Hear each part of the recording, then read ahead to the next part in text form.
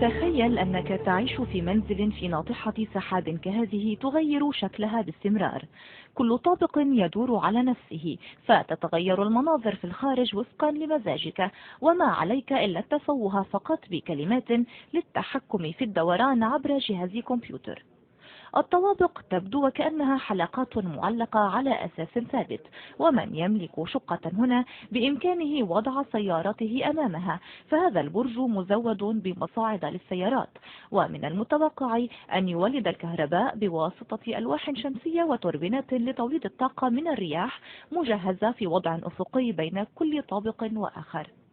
أحدث ابتكارات العمارة الحديثة ستجدها في موسكو ودبي بحلول عام 2010.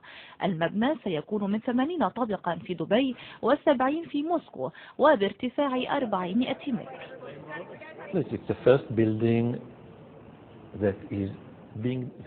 البرج ديناميكي يغير شكله، يمكنك تغيير الشكل كما تريد وكل دقيقة. إنه ليس مبنى يبقى على ما هو عليه منذ لحظة بنائه، ولكنه آلة للحياة،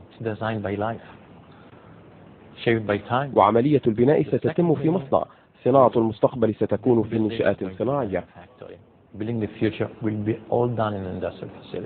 80 اختصاصيا هو العدد المطلوب لبناء مثل هذا البرج في 20 شهرا، وبكلفة 700 مليون دولار.